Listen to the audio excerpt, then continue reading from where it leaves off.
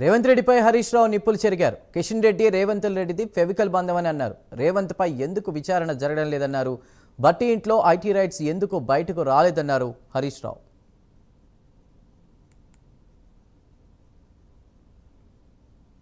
దొంగతనం చేసినోడు దొంగే దొంగ దొంగ దొంగ అని గట్టిగా అరిచిండట. గట్లున్నది రేవంత్ రెడ్డి తీరు.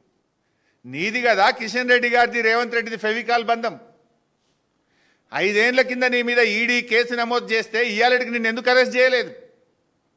ప్రధానమంత్రి గారు వచ్చి ట్యాక్స్ వసూలు చేస్తున్నారు, కప్పం కడుతున్నారు ఢిల్లీ కంటే, ఈ రోజు వరకు ఎందుకు మీ మీద విచారణ జరుగుతలేదు?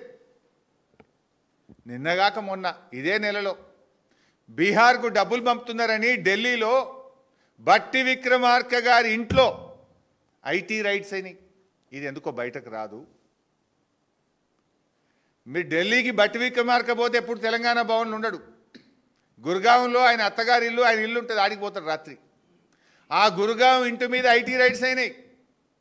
అక్కడి నుంచి కంప్యూటర్ హార్డ్ డిస్కులు, చిప్పులు అన్నీ తీసుకుపోయినారు ఐటీ వాళ్ళు. అంత గప్చూపు ఎందుకో అయింది. మరి ఎందుకో బయటకు రాకపోయే. ఏం ఒప్పందం ఉన్నది మీ మధ్య? పొంగులేటి గారి ఇంటి మీద ఈడీ రైట్స్ అయినాయి. 3 రోజులు సెర్చ్ చేసిండ్రు. లోపలికి డబ్బులు లెక్క పెట్టే మిషన్లు పోయినాయి. టీవీలలో అందరు చూపించిండ్రు. మరి ఏమైంది? అంత గప్చూప్ అయిపోయింది. బయటకు ఎందుకో రాదు ముచ్చట.